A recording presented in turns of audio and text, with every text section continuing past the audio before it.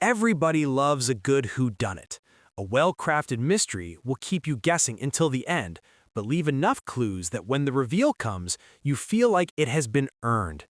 Based on a book by the same name, authored by Andrea Mara, Peacock's new series All Her Fault follows the story of Marissa Irvine after she arrives to pick up her son, Milo, from a playdate and realizes that he's gone missing.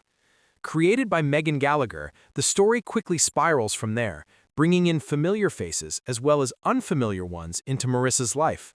However, as the 8-episode miniseries winds down, it becomes obvious that All Her Fault is more preoccupied with the sudden twists and turns that a mystery is known for, rather than building its story on a solid foundation.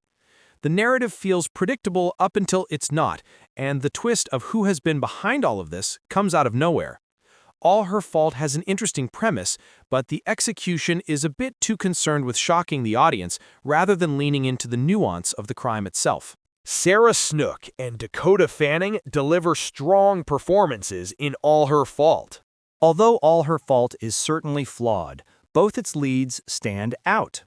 Dakota Fanning plays Jenny Kaminsky, the mother of one of Milo's friends, who bonds with Marissa over being working women in high-powered positions.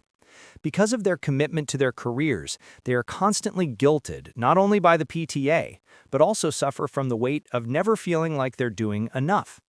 The most nuanced story that All Her Fault tells is about how Marissa and Jenny are both capable, intelligent, and loving moms stuck in marriages and a society that does not value their worth as breadwinners, only their value as mothers. No matter how hard Jenny works, her husband thinks she's not doing enough. She's supermom, and she'd better act like it.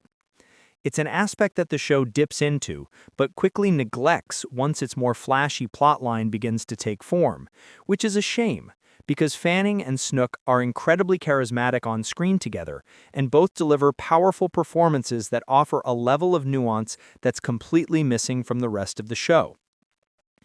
Jenny viscerally feels Marissa's pain, and when she reaches out to help her, there's no cattiness or suspicion.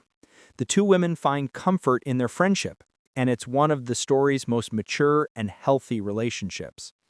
If the show had doubled down on this connection, instead of a convoluted mystery, maybe the ending would have been more impactful. All Her Fault is overflowing with characters and stories, to its detriment. Unfortunately, the series is far more than just Snook and Fanning. All Her Fault's fatal flaw is its overstuffed cast. From Michael Pena to Jay Ellis to Abby Elliott to Sophia Lillis, the ensemble is stacked. Although their talent is undeniable, the show's 8-episode count packs in their stories and does its best to make every character a pivotal part of the mystery. The problem is that effort makes the show more convoluted than interesting. Rather than narrowing the focus around the perpetrator of the crime, the series spins off several subplots that add color to the mystery, but ultimately feel extraneous. The most egregious of these involves Pena's Detective McConville, who is investigating Milo's disappearance. While Pena imbues his character with the proper gravitas and grit that you'd expect from a typical detective type, he is also given a personal storyline that adds too much bloat to an already packed series. Yes, exploring his personal life gives us a perspective into his character, but when you have literally 10 other characters who also need to be explored, who are all suspects in the case, it can feel like a waste of time.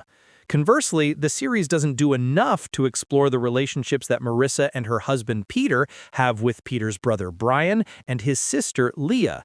As central members of the family, there's little offered beyond surface-level exploration of their personalities and personal motivations. What is delivered often plays into harmful stereotypes of people with mobility issues and recovering addicts. Rather than spend the time showing more dimension to these characters, viewers are expected to fill in the blanks of family dynamics through Peter's perspective rather than their own. All Her Fault is more preoccupied with shock value over character development. Though the expansive cast and the lack of nuance are issues, all of this could be ignored if All Her Fault weren't so preoccupied with shock value. The mystery of what happens to Milo goes far beyond just his disappearance, and the series slowly drops hints here and there for you to pick up. However, the series doesn't give enough for viewers to put the pieces together themselves, nor does it do its mystery justice with its final reveal. When the truth about who is really at fault comes, it's accompanied by some of the most implausible reaches of all time, and the justification is only doled out after the revelation. The mystery, in this case, is far more interesting than the truth. The scenes where the show has the most momentum and the strongest pacing are when every single person could be a suspect. That's the fun of a whodunit. But when it finally reveals the secret, it not only feels like it comes out of nowhere, but then it becomes hyperbolic. Suddenly, all the signs have been there the entire time, we've simply missed them.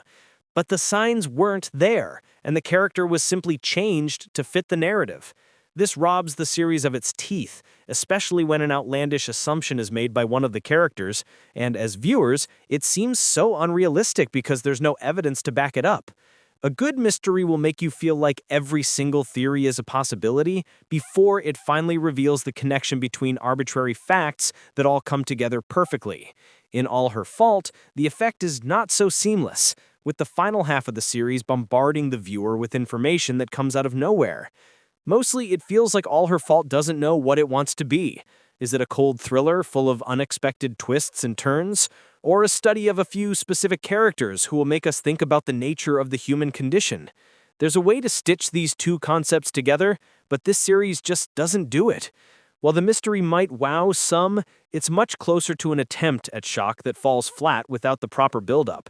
Snook and Fanning deliver memorable and strong performances, but they can't save a series that's a bit too smug about its gotcha moments and less concerned about weaving a compelling narrative with innovative ideas. All Her Fault is now available to stream on Peacock.